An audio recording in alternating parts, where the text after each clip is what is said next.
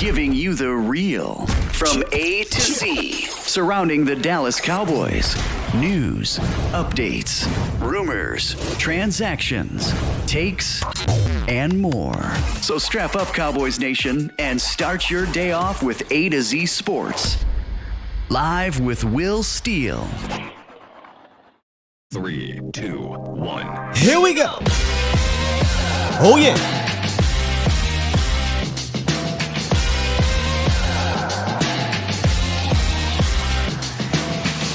Good morning, good people. Welcome to A to Z Sports Live, presented by Boston Scientific. We stream it live on YouTube and Facebook. And, of course, I am your host, Will Skywalker Steele. Boom! Hey, we talk about this damn Brugler mock, guys. I had to do it.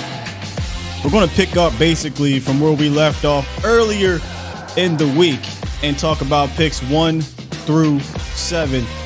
And I'm going to tell you why we are playing a very, very dangerous game if this type of scenario does play out. And sometimes you do need to see these type of things happen, right? Like sometimes you have to see, I don't want to use the word worst case scenario, but in part of this mock, there are some worst case scenarios that show up for the Cowboys. And then in the roundup, we got our guy Mo. He is going to break, well, not he already broke it down. He put it in words for you on A to Z Sports Dallas.com. His top 10, he's ranking his top 10 draft picks, first round draft picks for the Cowboys over the last decade. There's only 9, just to let y'all know, because the Cowboys traded away 2019 first round draft picks. So he's going to rank those in the roundup. We'll have a little fun with that. And then we'll go ahead and get into this mock, man. It is, I'm going to just leave it at that. So just stick around for that. We'll break all this down. But what we'll do differently in this one, as opposed to some other ones we've been doing recently, is that we can see exactly what happened before and after the Cowboys picks. So we'll kind of play a game of let's would you rather type of situation. So we'll do all that. It'll be fun. Before we get into that though, what's good, Bomb Squad? How y'all doing, man? How y'all doing? Bomb Squad! Also, shout out to my 420 compadres. Light one up for me. I see you celebrating 420 today. I see y'all in the chat. Appreciate y'all for being here this morning. Should be a good one. If you want to join the show, you can. 351-999-3787 is a call-in line. 351-999-3787. I see you, Peasy. Let's go ahead and blaze this show up. Here we go. It's time! It's time! It's time! It's time. It's time. It is time for... It's time for the morning roundup. Round 'em up, boys.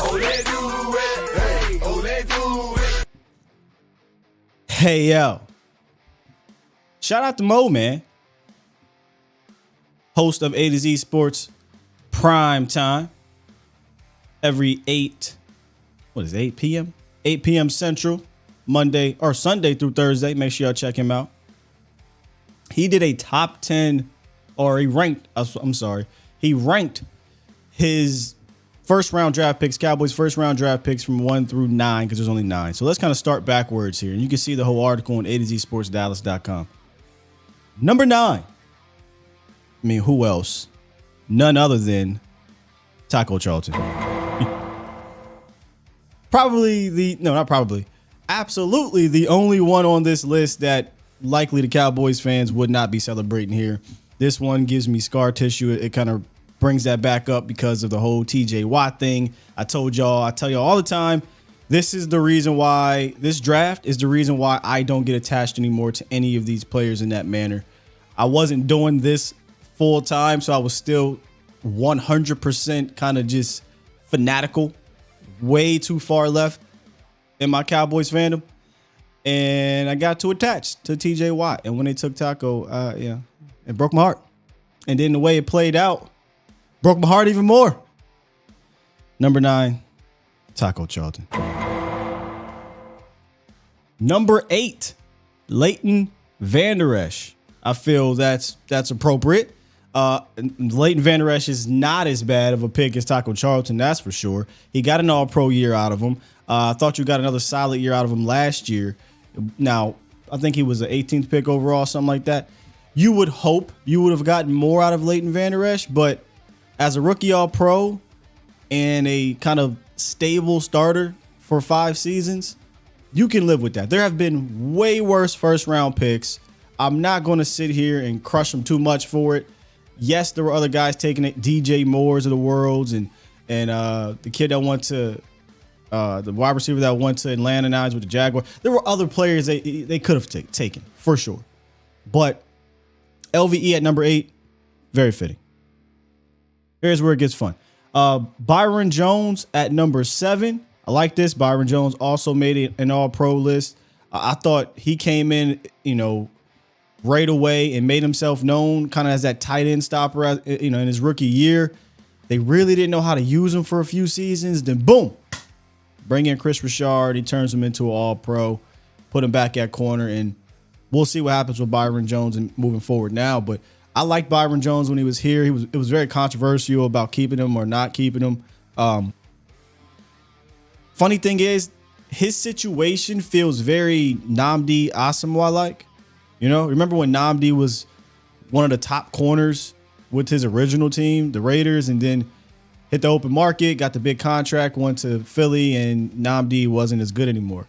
Byron, it felt like he didn't fit in Miami, but I think Byron Jones, had he stayed, man, Dan Quinn would have loved Byron Jones. I think he would have loved Byron Jones. Number 6, Tyler Smith. The book is still unwritten. It's still being written, I should say, on Tyler Smith. But I probably might have put him below Byron because we've seen more from Byron Jones. So I'll push back on Tyler Smith at number 6. Number 5 is an interesting one. Ezekiel Elliott. Zeke came out like gangbusters. So I don't know his criteria here, right? If it's production wise, Zeke probably should be above the next guy. But if it's value wise, a lot of people are going to complain about the value of Ezekiel Elliott, where he was taken. But I mean, the dude's numbers are ridiculous his first 4 seasons with the Cowboys. So 5 seems a little low for Zeke, but let's keep this thing going and see what happens here. Number 4 is big Travis Frederick. So kind of the inverse, right? Like if you're going to grade Travis Frederick higher, it's probably because of the value. You got Travis Frederick late in the first round, pick 31, and he turned into, a multi-time Pro Bowler, an all-pro at one point, and a rock, an absolute rock. So Travis Frederick and Zeke are touching tags, and I can see if you can flip it, because Zeke was considered the best back in the league for a 3-year stretch. I'm not going to deny it as much as how I feel about Zeke now, but at one point Ezekiel Elliott was a problem, But Fred Beard and Zeke touching tags, fair enough.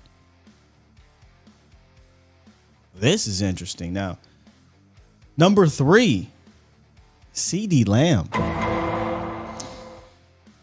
Okay, I would put CeeDee Lamb at number 5. Again, the book is still being written on CeeDee Lamb. I would put Travis Frederick and I would put Ezekiel Elliott above CeeDee Lamb. Right now, Lamb could obviously surpass those guys, but I think it's a bit early to put CeeDee Lamb at number 3. I think he has the absolute ability to surpass those guys, but nah, I would go Frederick, Zeke in whatever order. You can flip flop those two, and then go Lamb at. Honestly, I might even. What y'all think about Lamb and Byron Jones? I don't know. I think Lamb's a bit high on this one. Let's stir up some controversy here. Number 2, Zach Martin. Look, man, y'all know who number one is. Micah Parsons. Again, I don't know what his criteria was here. Micah Parsons is most likely going to be number one if his, at the trajectory. But Zach Martin, the Cowboys' best first round pick in the last decade. I mean, we're talking about an all decade member. We're talking about arguably one of the greatest offensive guards of all time. He's going to go down as one of the greatest of all time. He is routinely in the top 2, 3, 4, at least 5 at his position. And from day one has been a rock over there and led the way for guys like, Darren McFadden, Ezekiel Elliott, TP, all these different running backs back there. So, look, man, I think Micah has the potential to surpass that for sure. But I don't know how a guy who's been in the league for like 9 years and been an All-Pro 9 times or whatever it's been. Okay, his first 6 seasons, he was an All-Pro. Come on, y'all. He can hang him up right now, and he's first ballot. So yeah, I'm going Zach Martin number 1. I'd go Micah number 2. I'd probably go Zeke number 3, Travis 4. Those two are tough. Maybe you could flip it, and then honestly, I'm gonna go Byron Jones number 5, Lamb 6, Tyler Smith. I'll put Tyler above Leighton at 7, and then the 8 and 9 can stay the same. I feel like that's fair. The only controversial one there is where do you put Lamb? Lamb over Byron below Byron might be controversial to you guys, but I'm going to put Byron above Lamb for right now. I think Lamb has the potential to jump that this year. Lamb comes out and does what he does again, then yeah, I jump that. That's my list, Cowboys Nation. That was also Mo's list. If y'all want to check it out and read his article explaining, I guess, why he put these guys there, you can at AtoZSportsDallas.com. That was fun. That was a fun list. And now that I did that live with y'all, I'm kind of mad. I feel like I could have brought Mo on and we could have fun with that one together. I really like that one. So let's see what you guys have to say about Mo's list. Two Broke said, I would have went Martin, Parsons, Frederick in my top 3. That's a fair one. Probably will put Martin 1, Frederick at 2, Parsons at 3, but you could interchange Frederick and Parsons. Okay. Jay said Frederick over Zeke for me, Sky. I'm not even gonna fight y'all on that. I'm not gonna fight you on that. Frederick was that dude too. I just think Zeke's first 4 years were out of this world. So if somebody put Zeke in the top 5 or top 4 or 3, that's fair. Sean Daly said, what about where? So this article, Sean, was about the last 10 picks, the last 10 years. So where went in 05. What else I got to say about this here? Alpha agrees. Toxic says Martin's first ballot for sure. Yeah, Martin can say, I'm going to give it up right now. He's going to Hall of Fame. So he has to be number 1 to me. Fun. That was a fun list, man. Little bit upset I didn't bring Mo on here so I could push back on Mo like I be doing on y'all, Here's what we're going to do. Because I want to jump into this mock draft from our guy, Dane Brugler. It's like, Dane, I don't know if Dane was trolling us or Dane was, Let me say this. I appreciate when Dane does these. The work to put in to do all 7 rounds, not for one team, for all teams is crazy. And we often think as fans, the way these mock drafts are the way these drafts are going to fall out are the guys we like, the guys we know and things like that. 9 times out of 10, you're going to get to a point maybe earlier than you thought where you're going to start taking guys and we're like, Next thing you know, they turn out to be a Deron Bland or something like that. But I appreciate Dane for doing this type of mock because it brought some sense of urgency to me. It made me look at things a little differently as, okay, I think there's a danger in going this route. And I'm talking about the first pick. And we'll get into that in a second because today is really more so about what happens after the first pick because we already know about the first pick. But that first pick, I think, set off a dangerous domino effect. And before we get into that, let's hit up the phone lines. We already got somebody on the horns in 518. This looks like a new number to me. 518, what it do?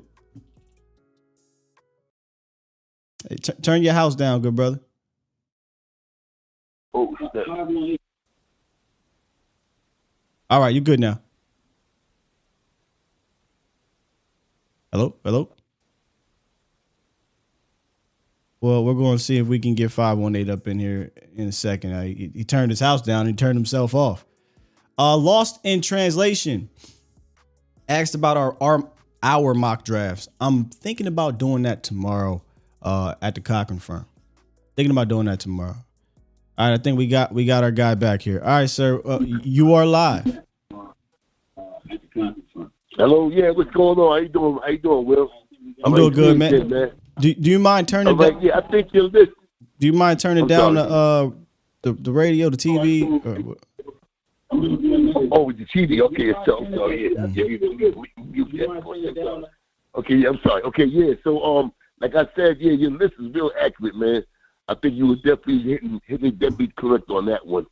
And I just wanted to add my 2 cents as far as the draft wise is, concerned, man. I think we really should address the trenches first. Offensive line, defensive line for the first 2 rounds. Then everything else is good, man. We got to solidify the trenches, man.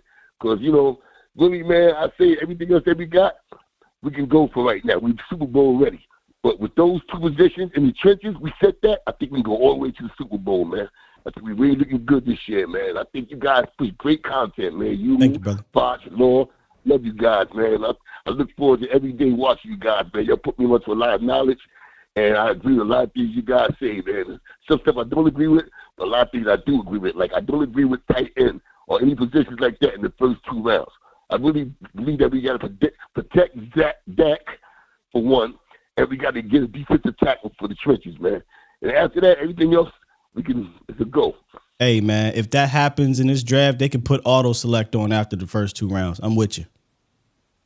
Right. I'm with you, bro. That's all I want to say, man. Thank you. I appreciate that, man. Thanks, man. Appreciate the love. Man. You have a great day, man. Appreciate you, man. Thanks, Will. All right. It's very interesting that my man came in here and talked about the trenches, because that as this mock draft plays out, let me pull it up here. You will see the concern I have, and I don't want to say I'm being a hypocrite, because they did do technically in this mock draft what I asked them to do. I said, hey, if we come out of the first 3 rounds with a guard, I'll be fine. It's going to be hard for me to be upset with what happens around them. Well, let's get into this mock, Cowboys Nation. Let's take a look. So we'll be brief with this first pick, but I kind of want to talk about what happens after that first pick, because we talked about this earlier in the week in our roundup. Dane Brugler with the first round pick for the Dallas Cowboys. He selects for the Cowboys tight end from Notre Dame, Michael Mayer. And we had a very lengthy discussion on the tight end situation. And until you actually see how things play out, you don't really see how dangerous this is if it happens to happen like this. So here's what I will say. I'm not in for tight end. I know how I feel. I don't want a tight end in round 1. The Cowboys like this type of tight end. If they take this type of tight end, I understand what they're thinking. They want a guy with extreme upside that can do the combo things and all that. All right, cool. And he said that, they don't see, he doesn't see the Cowboys passing on Michael Mayer if he's there. That was one of the main things that came out of that. So what I wanted to do, instead of talking more about Michael Mayer, I wanted to see what happened outside of Michael Mayer. So let's click over here to the players that were selected after Mayer in the first round. Buffalo took Sanders. Cincinnati took the DT, DE, whatever you want to call them, out of Northwestern, Mozzie Smith. One after that, Brian Branch and Keon White. That was the remainder of, I'm sorry, y'all didn't see the rest, but that was the remainder of the first round. Let me scroll back up here and see some picks that went before the Cowboys. So Addison went before the Dallas Cowboys. Brian Breesy, cornerback Bank, Zay Flowers, Kincaid, and Jigba, etc. Kind of the main guys, Darnell Wright, all went before the Cowboys landed on one Michael Mayer. But this is the guy I want to focus on. There's a scenario here that the Cowboys could have played differently. They could have went with linebacker Drew Sanders. I know how I feel about Drew Sanders. I would love to have Drew Sanders on this team. I think, his dual threat ability with Dan Quinn and having Michael Parsons, the things you can do with those two guys. And I think he has, Mike future written all over him to take over for an LVE, which could be sooner rather than later. I would love a Drew Sanders. So they could go that route, right? Or they could, I don't even want to use the word jump because we're sitting here at 26. They could go the offensive line route. And when you get to the second round and you see, his second round pick, if I can move it up over here, you'll see where this game becomes really dangerous. So let's get to round 2, and then I see guys are already calling in here. But let's get to round 2, and we're going to start talking about how this gets a little funny. So round 2, Dane Brugler selects for the Cowboys a guy we like. Henley, the linebacker out of Washington State. I like Henley. No doubt about it.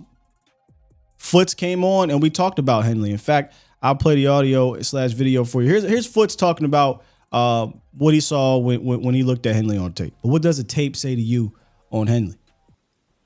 I mean, Sky, remember, we covered him at the Senior Bowl. Yes. So this isn't like a new, and it's crazy because I think me and Dane have the same rankings, at least our top, and then it changes over a little bit. But with Henley, run. He can run. He can pattern match. He can cover. And this is Dre Greenlaw for your defense. So if you have a Mike, this is your Dre Greenlaw. This is your athlete that can play in space. This is your athlete that when guards are trying to get to your next level on your mic, and he's just knifing through there because he's so fast and athletic. He showed out at the Senior Bowl. Was by hand and above the best linebacker at the Senior Bowl to me. Interesting. All right, I had to see something real quick. So that was our guy Foots the King on Henley.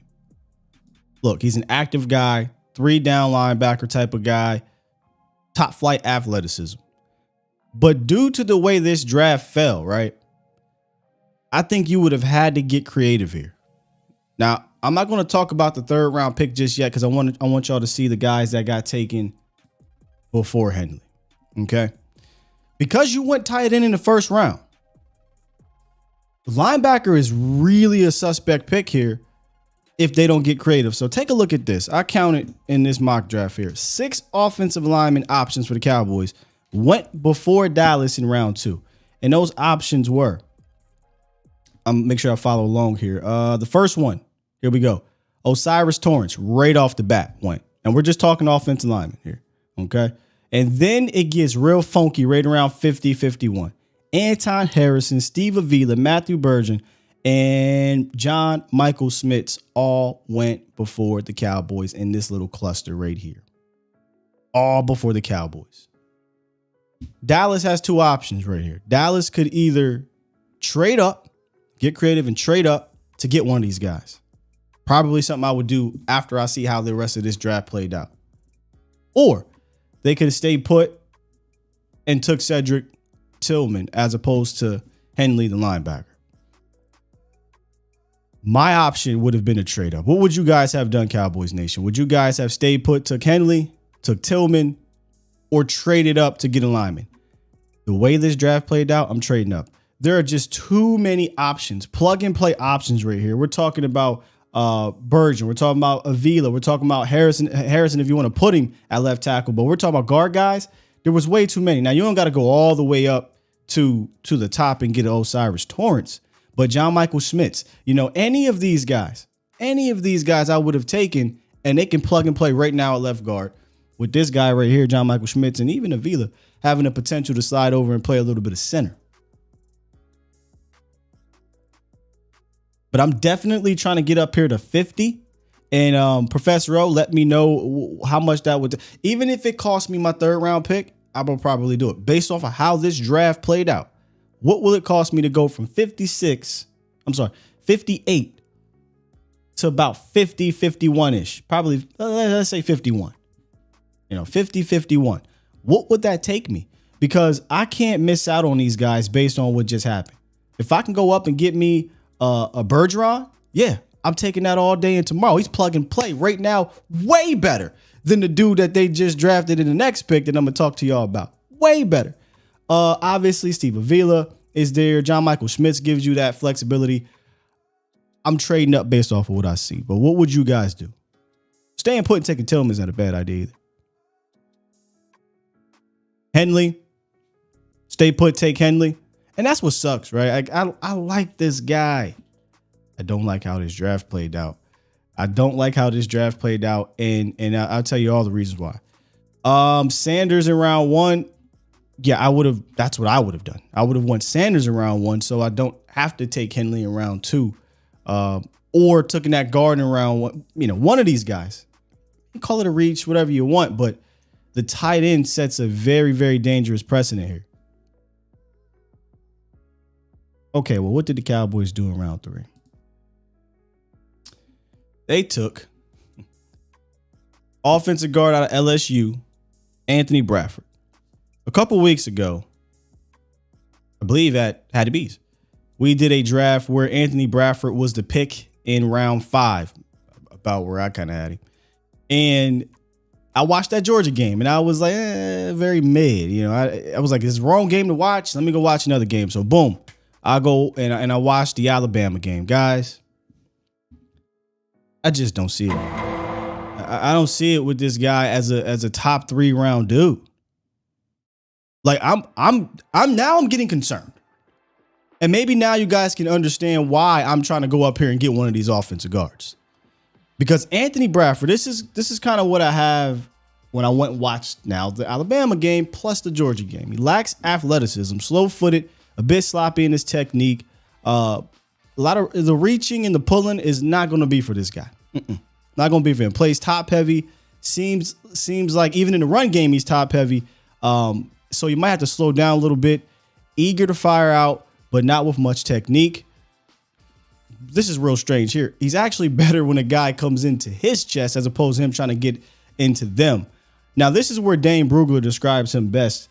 Let's see. He said right here, Bradford offers tackle experience, but he's at his best in confined quarters. That's where he's best at, in confined quarters. And here's where I will agree with him. He says, although he might not be ready to get from the get-go, he offers intriguing NFL potential that can be cultivated. Listen, man. The only thing I see with this guy is that he can win with power and in confined quarters. He's not a guy you're trying to get at, moving at the next level, getting in a pull. I don't think he can reach very well. I think he moves very unsure of himself. He's going to win with power, and he's got a solid anchor. But this guy ain't ready. I don't think he's ready to come in right now. I think he's going to lose to quickness. I think he's going to lose to guys that have counter moves. I think he's going to lose to a lot of these veteran run-of-the-mill type D-line. I feel like a guy like, and this is no offense, I'm sorry if he's listening, which he's not, but a guy like Carlos Watkins would work Anthony Bradford if he had to play right now. Imagine the Jordan Davises, Fletcher Coxes, and Dexter Lawrences and Leonard. Oh man, he'd get worked. He's a try-hard guy. I don't think you're going to question his effort. He's going to look for work in pass pro, but finding it is another thing.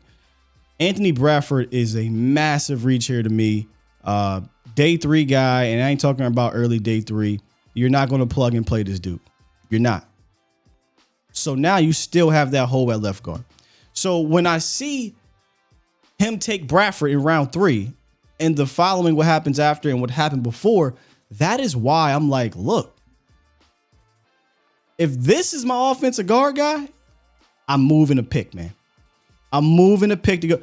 Bergeron, Bergeron right now, we talked about Bebop and Rocksteady yesterday on Vacha's show. He would be Bebop and Rocksteady with Tyler Smith, Steve Avila, even John Michael Schmitz, John Jacob Jingleheimer, Michael Schmitz. I would trade up, put it that way, before I would stay put, take Henley, and then take Bradford.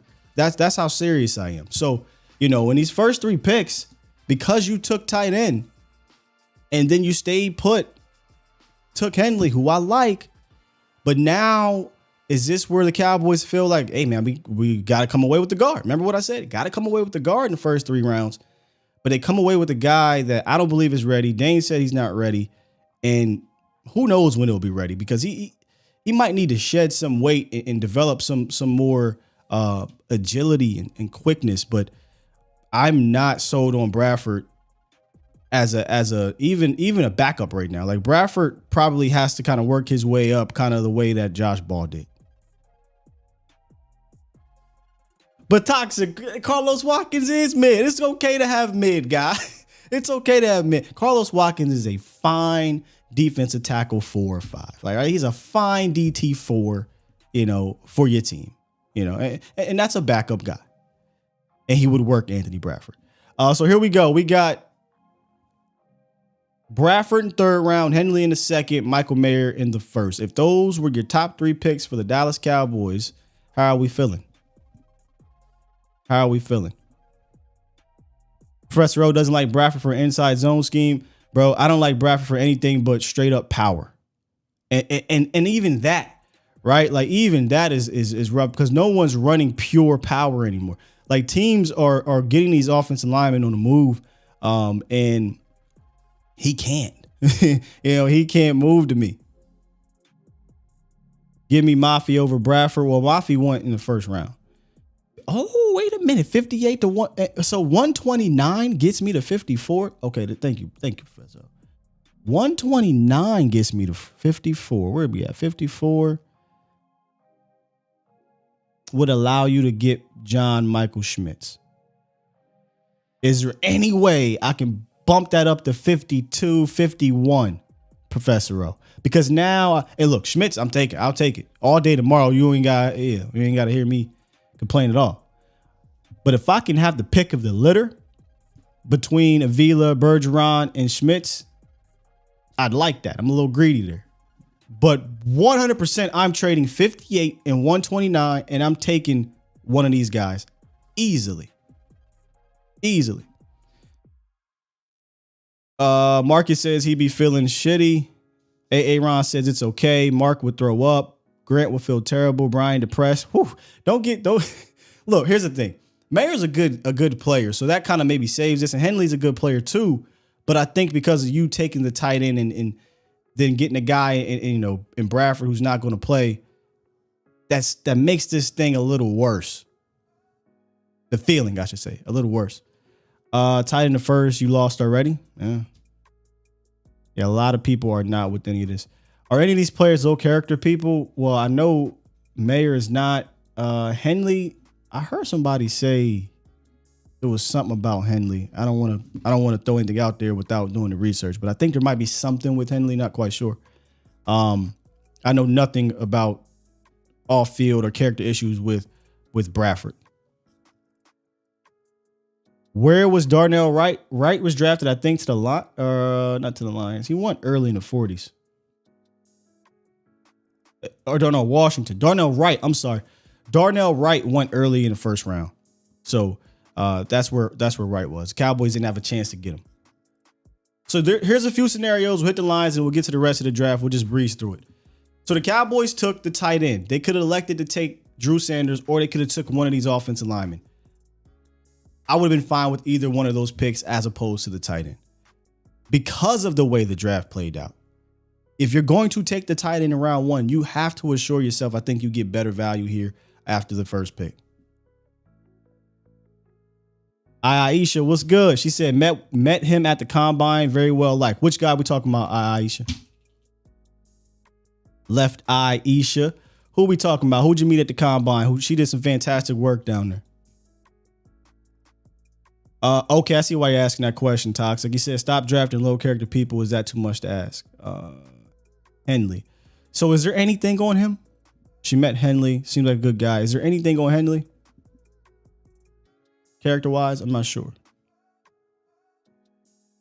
I'm with you, Brandon from Frankly Football. He said there's 11 linemen that love the Cowboys to get at 56 or 58. I would have probably, quote unquote, reached at 26 over taking Mayer, to be honest, man. The way this rolled out, I would have reached. I could move to 50 and give up 129 and 169. Come on, man. And yeah. Give me my guy. All right.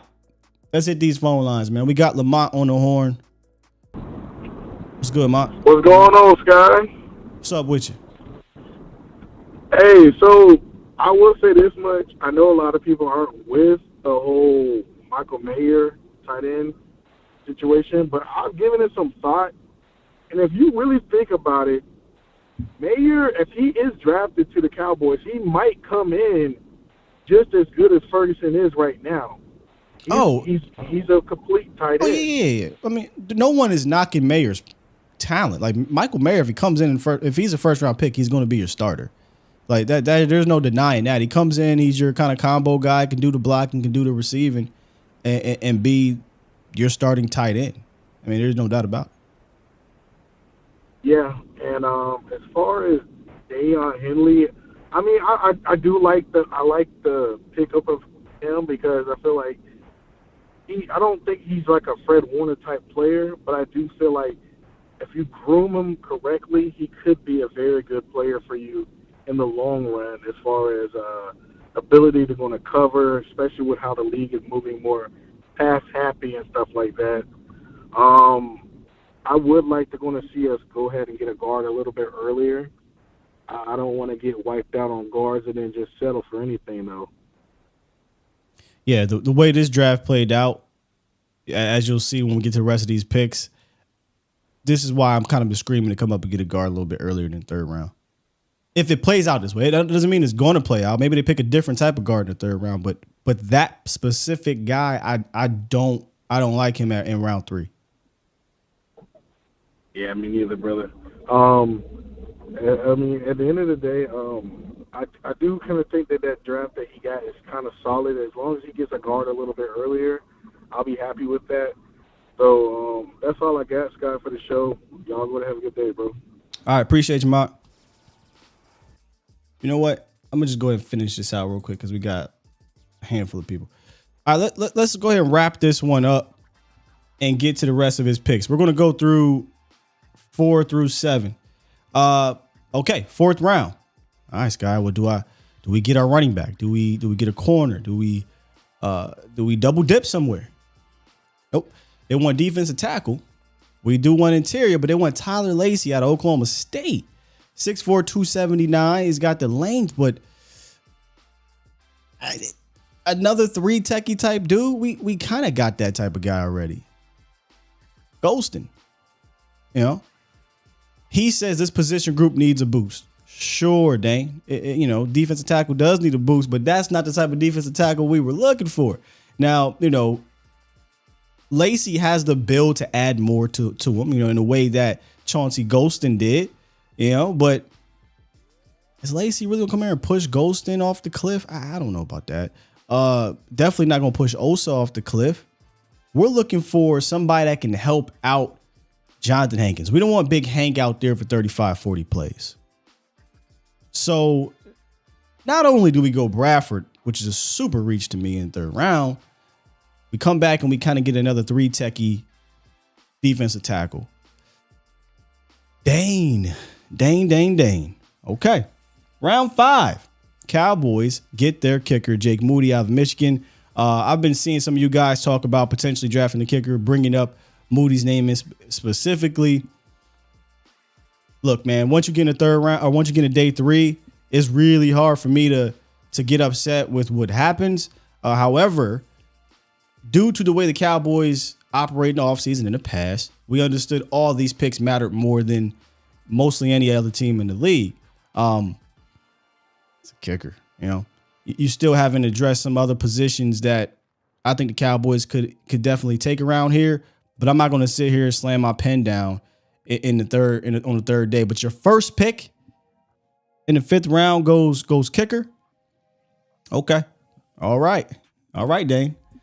6th round pick, they get Clayton Tune, quarterback out of Houston. If you watched me and Voch the other day, we talked about how once we get to this round, this is where I'm comfortable taking a quarterback if they wanted to take one. Any, that day 3, mid to late day 3, throw darts there, fine. Because if you're not getting one of the better ones in the top first or second round, and maybe not even going to be a second round pick, we're throwing darts here at the quarterback position. So they get their guy. They brought him in for I believe Dallas Day visit. Tune's got a lot of reps. He's a guy that they like, and I can actually see them drafting him in this round specifically. And then your final draft pick of the mock draft, Darrell Johnson out of Liberty. Know nothing about Darrell Johnson out of Liberty, Cowboys Nation. So, to recap, we'll go backwards. Johnson, 7th round pick. Tune, the 6th round pick. Jake Moody, the 5th round pick. That day 3 rough, bro. That day 3 rough. 4th round, Tyler Lacey. 3rd round, Anthony Bradford. 2nd round, Dion Henley, which we like him. And then the 1st round, they went Michael Mayer.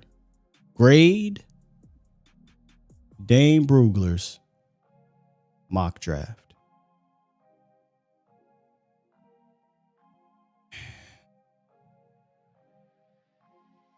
I don't like it. Y'all know me. I hardly ever I throw F's around and all that stuff. But, bro, this is a big, fat F. I don't like it. I don't like it at all. And here's why I think this is dangerous. Okay? You don't get your plug-and-play guard. Dallas needs to walk away with a plug-and-play guard. Because if you don't get a plug-and-play guard, the domino effect is scary, y'all. That means we're starting the season, or at least we should be starting the season. Tyron Smith left tackle. Tyler Smith left guard. Terrence Steele should be ready, right? We hope he's ready. If he's not, oh my goodness, we're in extreme trouble. Think about this for a second. If Terrence Steele is not ready, you're talking Tyron Smith right tackle. Tyler Smith left tackle. Chimo Odoga, Forniak, right? Something happens, somebody gets hurt, Tyron gets hurt in camp, or Tyron gonna get hurt. Josh Ball, Matt Waletzko, Bradford.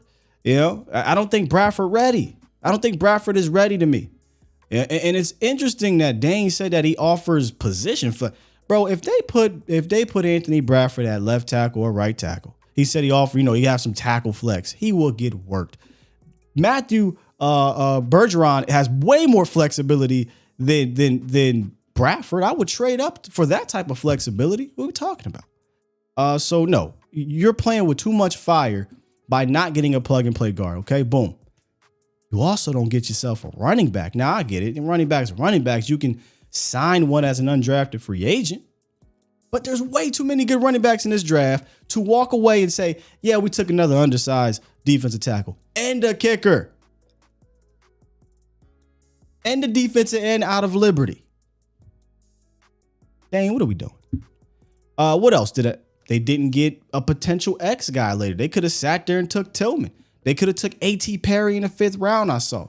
Right? They need somebody to give them some more X flexibility to compete with the semis and Tolberts of the world.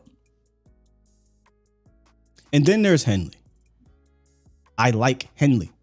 I think Henley probably gets drafted and he comes in here and he competes to fit as your core guy. I mean, he's a 2nd round pick. He got to, right? But I think he's still learning the position.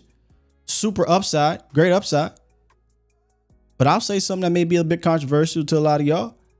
I like Damone Clark. His tape better coming out of college. I don't even think it's particularly close. Not saying that Henley's tape is extremely bad, but Damone Clark just looks and feels and plays like a natural linebacker. You see Damone Clark at LSU as a backer type. He wore 18 for a reason. So I think he's coming in here, Henley, and he would compete with Damone Clark opposite of LVE. which leads me to the linebacker talk, right? Who's my Mike of the future? Who's my, if LVE get hurt, who am I sliding over? That could potentially be Clark. Maybe year 2, Clark will show out and be a Mike type. I think he has that possibility, that upside to be over there at Mike, but that's not where he's going to play this year. They're going to play him next to LVE. So, yeah, you get yourself another Will type, right? It's fine. You got a bunch of them, in my opinion. You got a bunch of them. That's why if I'm going to go backer early, give me Drew.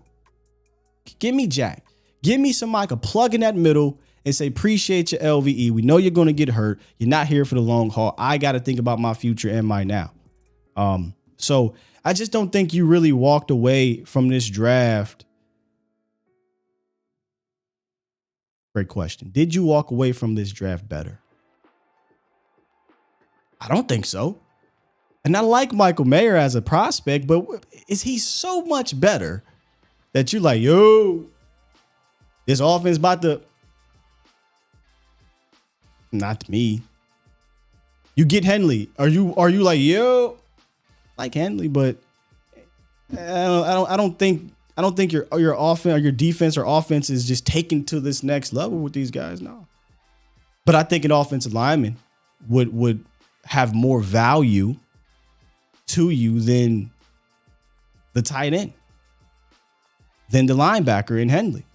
I think Drew Sanders has more value to you than Henley and to Mayer because he offers that flex to be a uber successful pass rusher, right? Micah Parsons and Drew Sanders, who's rushing the passer?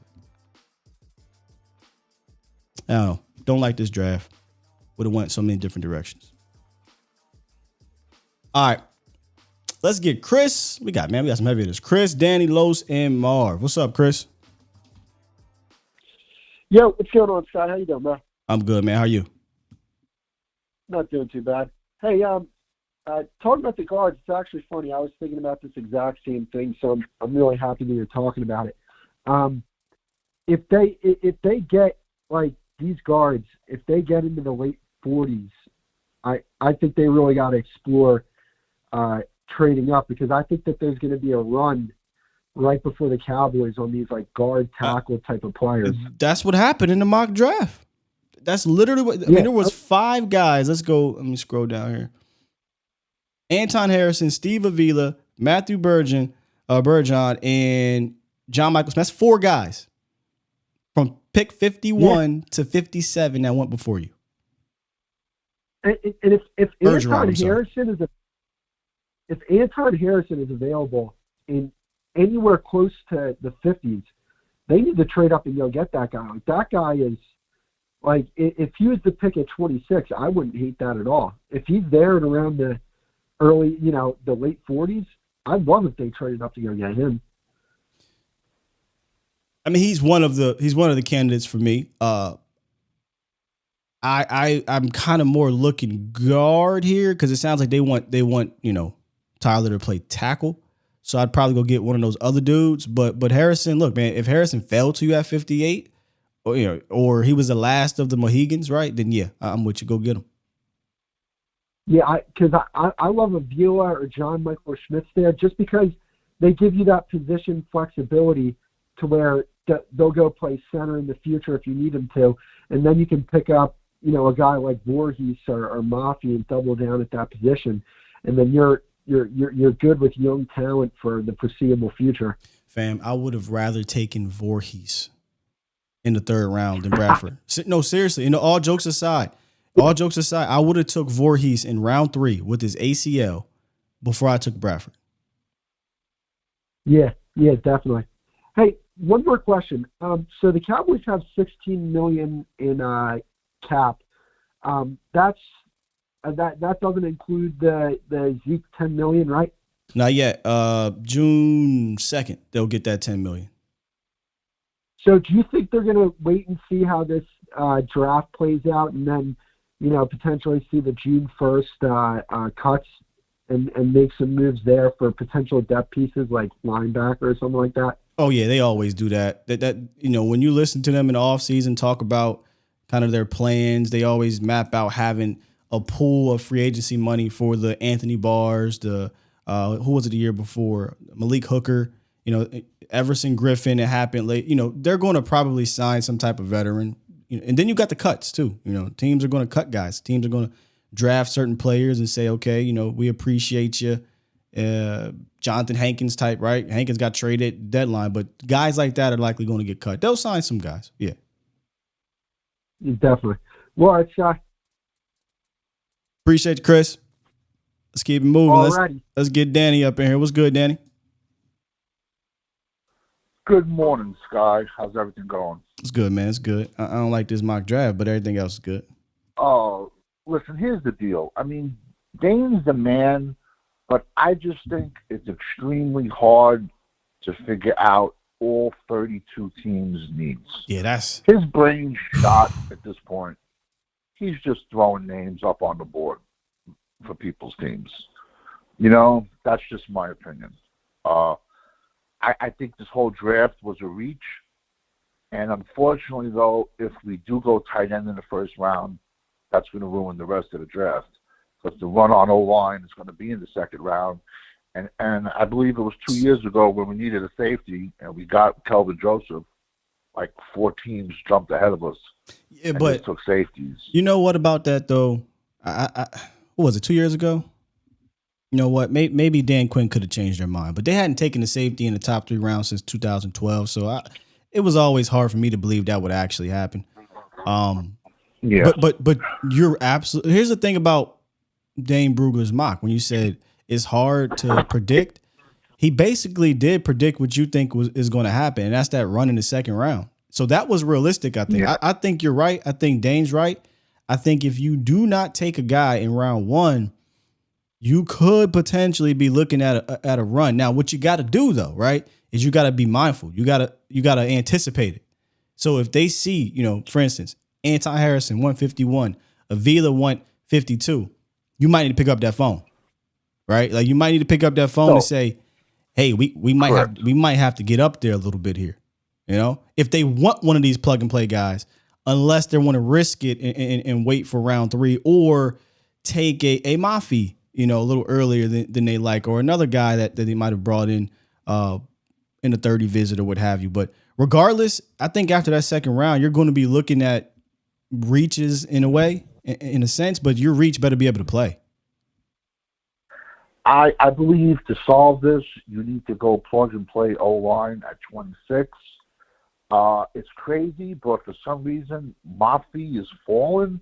I'm seeing a lot of mocks, no joke, and this isn't me, but I'm seeing a lot of mocks of him going 5th, 6th, 7th round. But see, seriously. I don't look at that as here's the thing. Mafi started off in those rounds. Exactly, 100%. 100%. He started off in 5 and 6. And then, he didn't go to the combine. So all these teams are bringing him off because they're like, who's this island boy that's, just throwing dudes around, but, didn't work out at the combine. Let's bring him in, and when a team like San Fran brings you in, a team that likes to run the ball like that, it makes the league kind of perk up a bit. So then you start to see his name creeping into those, 4th rounds. And that's where I see the floor with Mafi. I think round 4 is kind of the floor. But if in this case 100%. Here, in the Cowboys case, Danny, I would have took Mafi before I took Bradford, bro. No, 100%. I don't like Bradford at all. I'm going to give you a quick mock. Go? Let me go look now, here. I'm going to give you a quick mock. No trade downs because you can manipulate these things as much as you want. Real quick, 26, Darnell Wright, Tennessee. 58, I took Jack Campbell out of Iowa.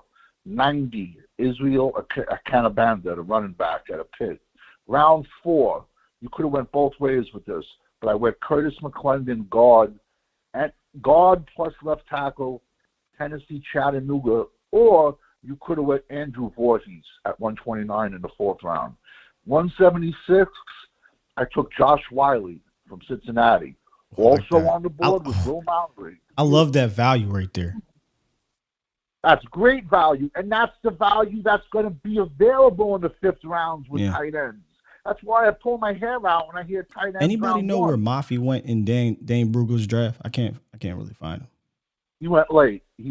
Oh my goodness, he went 235. He He hates went Mafia. very late. He hates Mafia. So at 212, I took Keandre Coburn, zero tech out of Texas. We don't need another 3 tech. We need a 0 tech. And at 244, I couldn't pass the value up, even though there's a kicker. At 244, I took Dwayne McBride at University of Alabama, Birmingham. That's just, I've done like 2,000 of these already probably. It's like, I just think we need to double down O-line, got to grab a tight end because the value's there. And I also think I think there's great value. The best value in this draft is tight end and running back. And if they're there in front of you and you get your needs, you can get these guys late.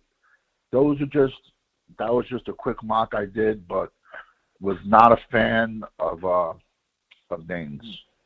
Yeah. So I think we addressed a lot of our needs, and because we're only going to have TP, I think, for 1 year. Because how do you expect TP to play for $10 million 1 year, and then you think next year he's going to play for $4 million, $5 million? Yeah, they probably should have played the market, and I love TP, but they probably should have let him play the market, and I could have seen him coming back. I don't think he was going to get no $10+ million on the open market, And then he got this running back class. The kid from Houston? Houston? What did the kid from Houston get? That the Detroit signed. Didn't he get like $6 million? Oh, you mean from Chicago? Yeah, he got Chicago, He got like 6.5 per year. Montgomery got like 6.5. I think Montgomery and Sanders are right around there, 6.5 per, 6 and 6.5 per, and then Jamal Williams from Detroit, if that's what you mean, that guy, he got around like 4 or 5 or something like that. It wasn't a whole lot. So, yeah. That's what, and then so we once again we backed ourselves in a corner by franchising this kid, because next year he's not going to play for 5, so he's one and done. That's one of the reasons I double dipped at running back. Yeah, and they came out of this draft with no running back. Exactly. That's ridiculous. That's crazy. All right, so listen, I'll listen to the show. Great show as always. Looking forward to listening to you. Are you going to be on Voch later or no? Yes, sir. We'll be on live. You got it, Sky. Talk All right, to you man. later. See you then. Well. Boom, here we go. Look, I got to really get y'all mock drafts in here. Y'all sent me a whole bunch of them. I think, like I said, I think we'll do it tomorrow. Usually try to do a mailbag segment for Friday, but maybe we'll do that. All right, we got Los, we got Marv. Get back to the chat, and we gone. What's up, Los? Good morning, Sky, man. Hey, hope you're having a great Thursday. I know I am. The Dallas Stars won. I just wish I could have been at that game because, man, watching it during the TV and seeing that crowd, man, we needed that win. But other than that, let's talk about draft football, man. We're like how many days away now, Sky? 7 or 8? 1 week away. Exactly, 7 more days. So it's like literally next Thursday is the draft, correct? Yeah, 1 week. A week from today, next Thursday. Yeah, that's crazy. So, I mean, my thing is like, if they pick a tight end, Sky, I mean, what can we do about it? I feel like that's more of a glamour or like, hey, I know what I'm doing type of move. I'm not saying they don't, but that'll be, in my idea, like more of a Jerry move. But I don't think we need a tight end specifically. Like you said, Sky, and most other Cowboys can say, we can get more value in the later rounds. Like Zach Kuntz, he can be in the 4th round guy. There's the Alabama kid, what's his name? Initu. Who? The Alabama kid, that tight end. I forget his name real quick. Was it the Braden Willis dude? Is the kid they brought in? No, he's from Alabama. He can be picked up to like later in the 4th or 5th round as a tight end too. I just forgot his name. I think Vosh knows him. Latu. I think something like Latu. Okay. Latu. Yeah, JP in the chat said Latu. Yeah. So I feel like, you can get those kids with great value, but I feel like you just have to make sure your first round, like I said, Scott, gives you the most bang of your buck and not be a project if we can give him like 6 or 7 snaps in there. Because, I mean, Jacob Ferguson and Hendershot, I mean, how many snaps are they going to get a game? Because if I'm realistic, I want Ferguson to get like 16 or 17 snaps because, I mean, I already see what he can do with, his yak ability. Only 16 or 17? That ain't a lot. Hey, I mean, you're trying to split it even, I mean, some of those snaps are not even going to be for catching. Some of those are specifically for blocking as well. So right, which is why it's not a lot. Because if you do 16 snaps, probably 10 of them are probably going to be run snaps. Yeah, so guys, so I can you're right, guys. So that number should be higher. But hey, if we do draft a tight end number one, I mean that number might be realistic because they're trying to use all 3 tight ends in the field. So there's no point in drafting a tight end number one.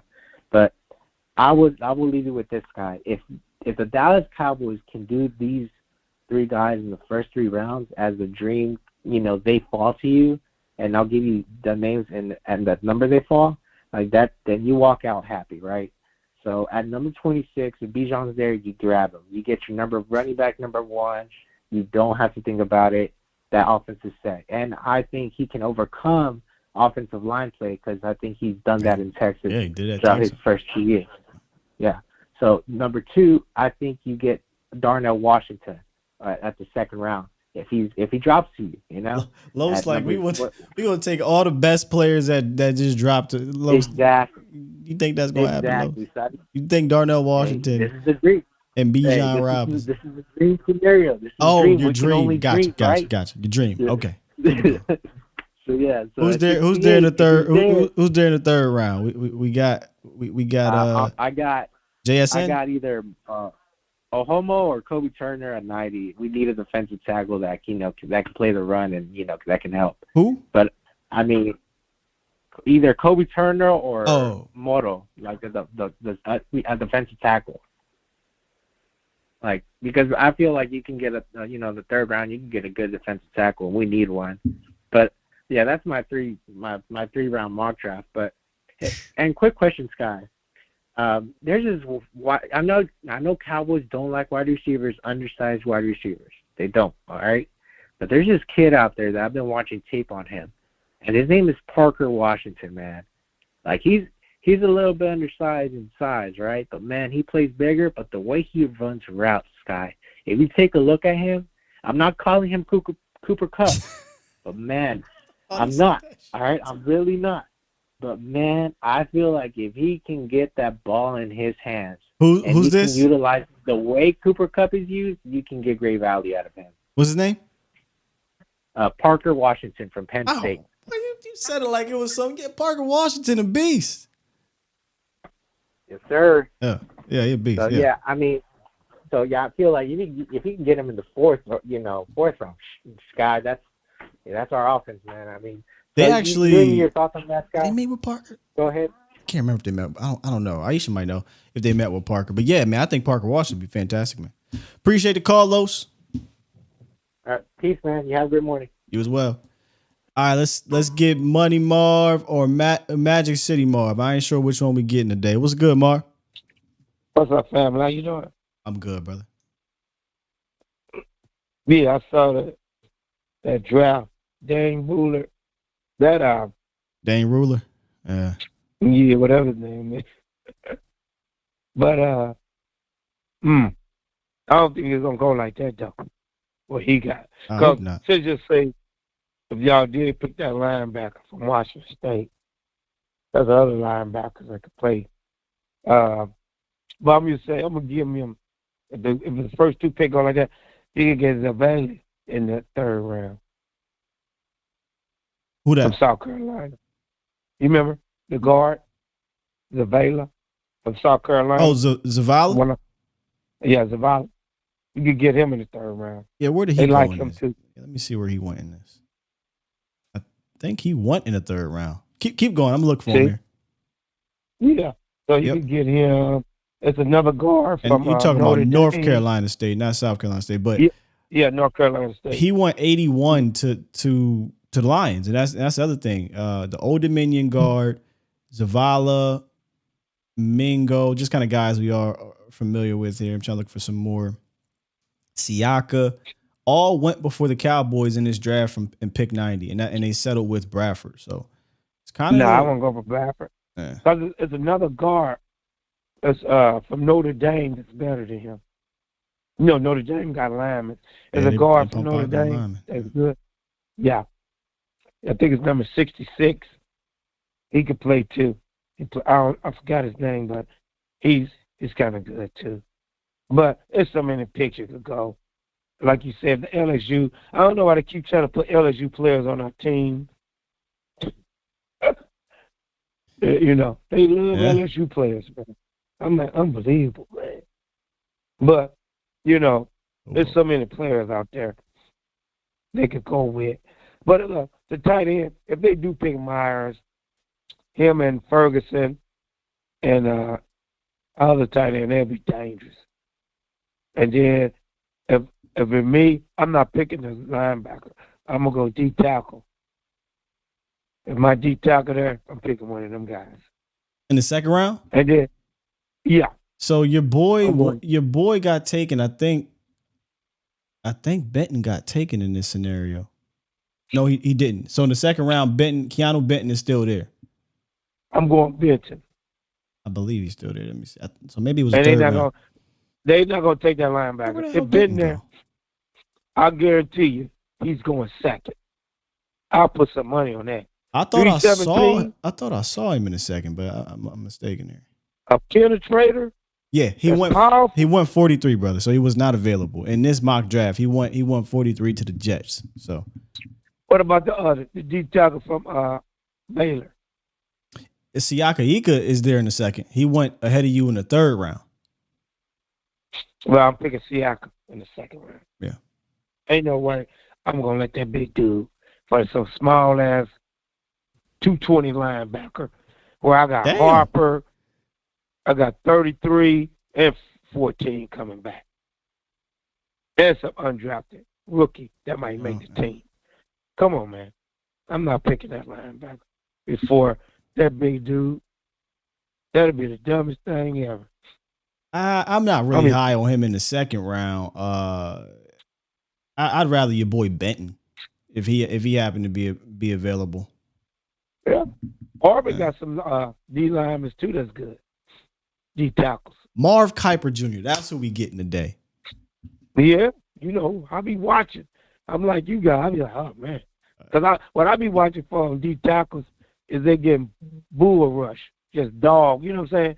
Can they give me some penetration? Because they ain't gonna get it all the time.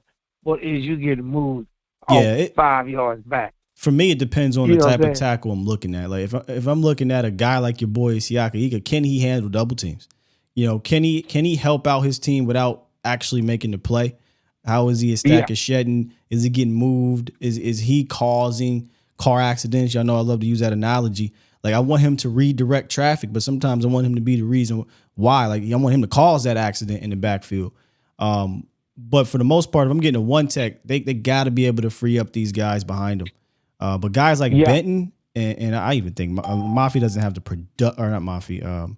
Mozzie doesn't have the sack production, but those guys I think can give you a little bit more pass rushing standpoint because of their athleticism. So yeah, because I saw Siaka. I watched his tape. He don't get moved either. He penetrate too now. Yeah, he a big boy. He penetrate. Because I was watching them three. I said, who's penetrating the most? And to me, Siaka was penetrating more than Mozzie. If you go watch the tape. And he don't be getting pushed 5 yards back sometimes. Man, I ain't happy with Mozzie. Like Mozzie's stout too, bro. Yeah, Mozzie better than Siaka to me. Because he probably so he could probably get that practice in. Because if he could play 3-tech sometime, I like big guys that big that can play 3-tech. When he got him, when he brings Hankins in, so we get that penetration. But like I said, if they draft the Notre Dame guy, he's gonna be dangerous. And I don't know, like you say, Dan Buller, he did not. You said the UCLA guard was still there, and he didn't pick the guy from UCLA to guard.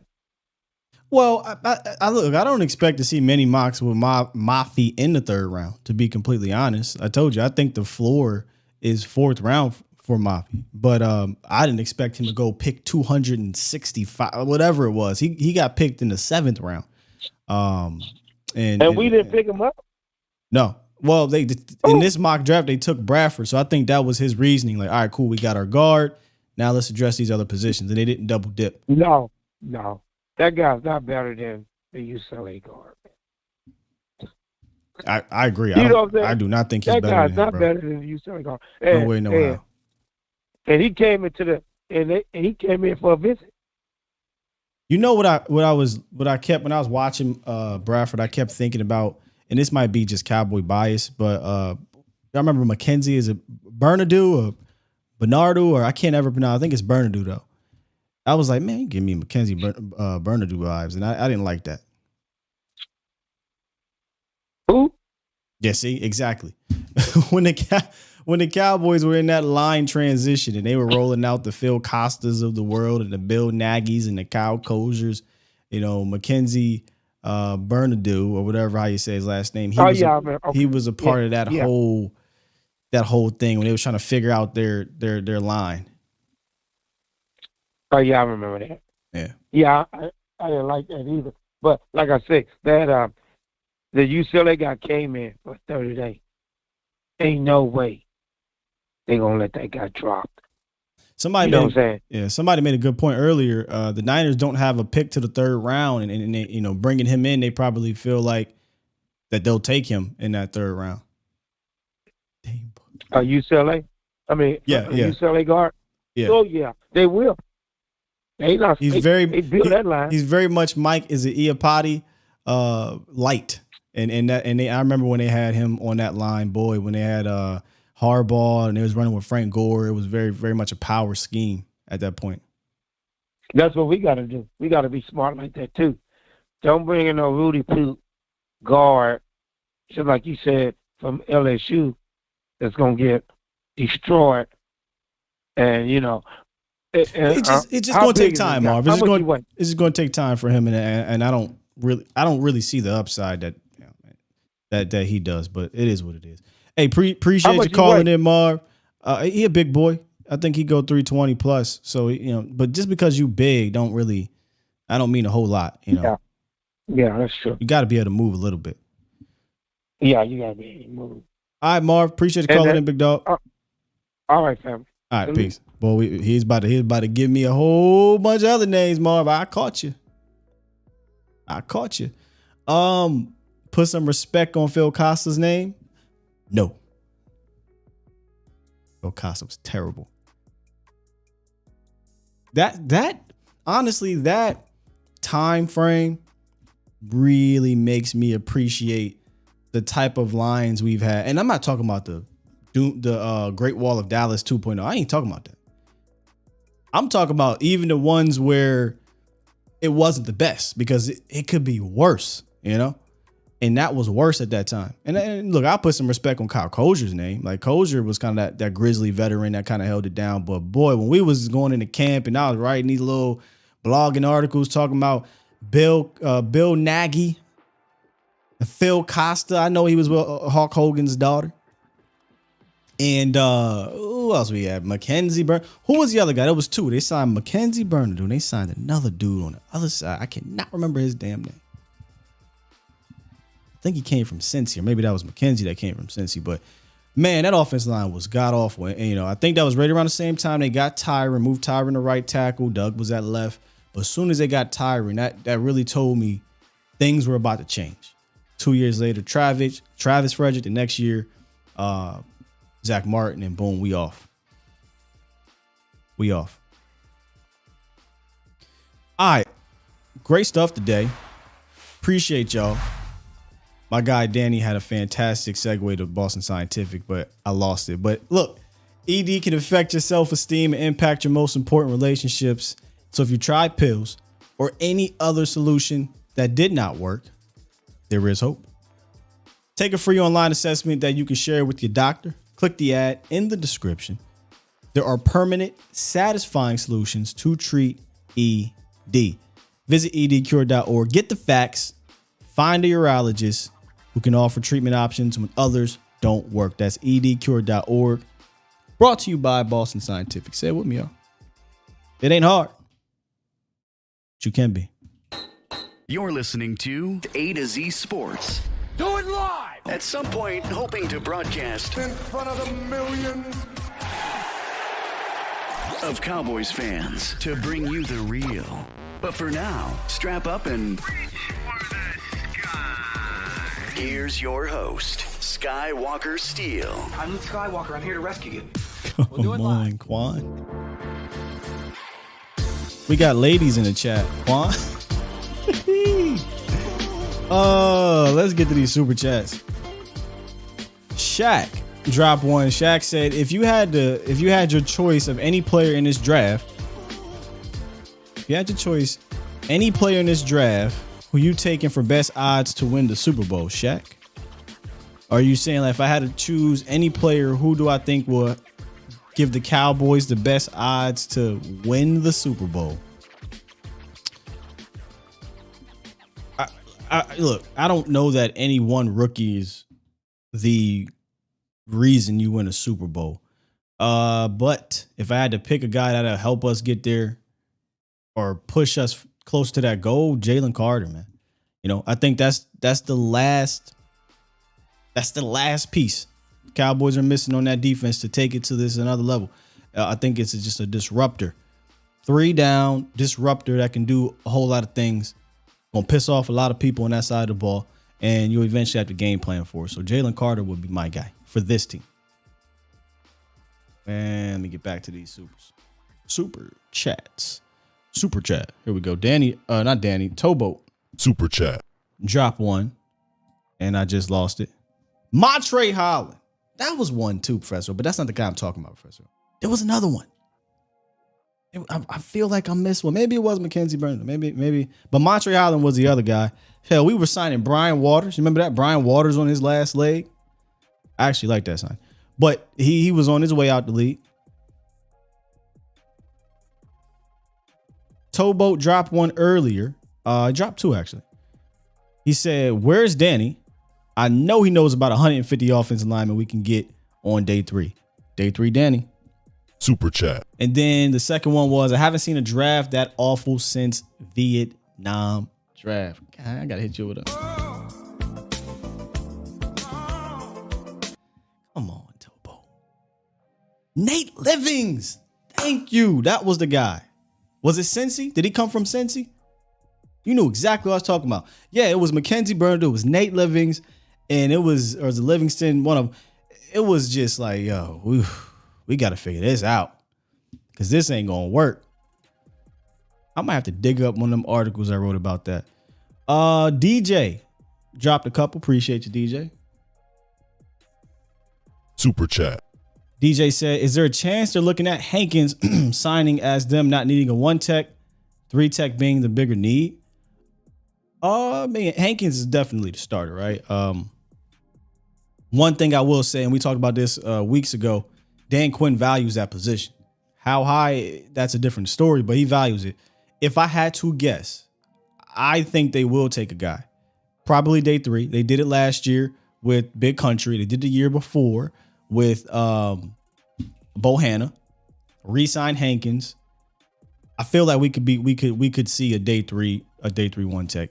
Hankins helps though. Hankins gives you that kind of space to be able to absorb not taking one early. And then your second one was, is there a chance? Oh, I already read that one. DJ's Pie in the Sky mock draft. I like that one. First round. Bijan Robinson. We'd love that. Second round, Will McDonald. Woo.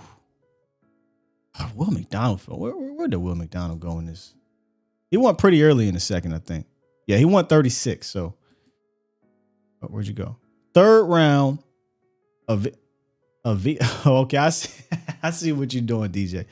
Avia, 4th round, Charles Tillman / oh, you're being serious. 5th round, Nick Himsmall / Herbig, or Tyree Spears, 6th round. So DJ, you gonna have to come back here. Is this like for real, or we having fun here? Because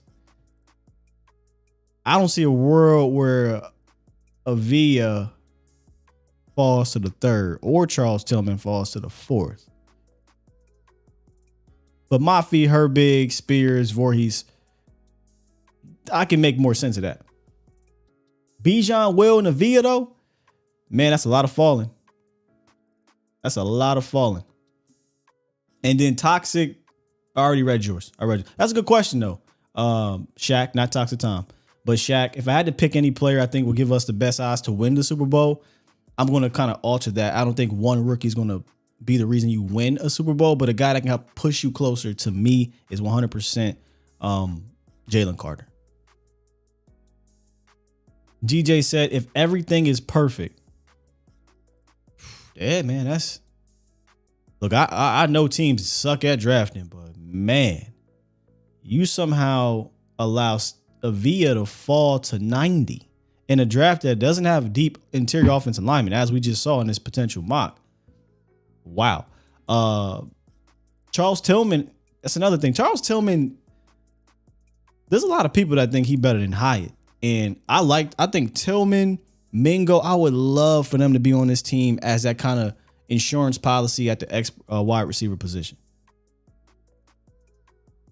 Would love it. He kind of gave me some of that healthy Gallup vibes coming out of Colorado State when he was coming out. But I would love Tillman. In the fourth, come on, man, that's an absolute steal. Cedric Tillman, I'm sorry. Yeah, he got me saying Charles, but Cedric Tillman. Apologies. Thank you for correcting that, Chris. Cedric Tillman, not Charles Tillman. Would love to get him in the fourth round. Don't think it's going to happen, though.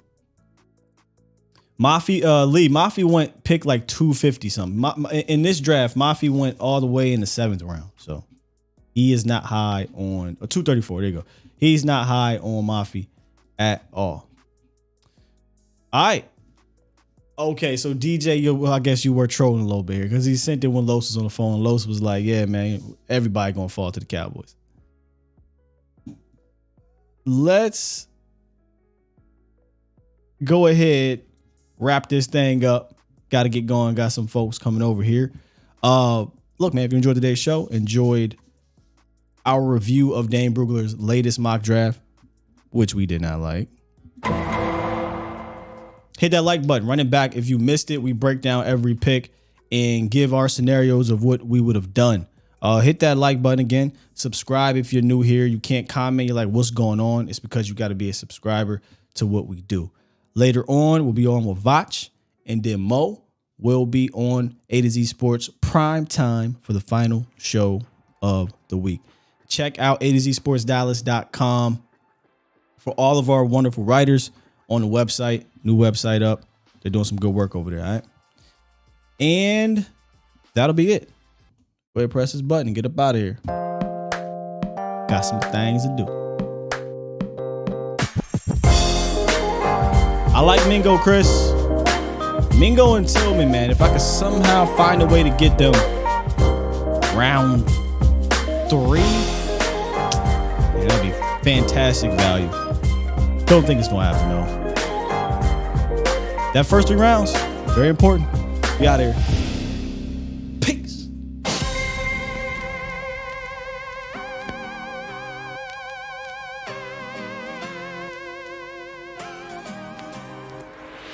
Oh, I like Marvin Mims too. Man, there's so many good obscure wide receivers in that 58 to 90 range.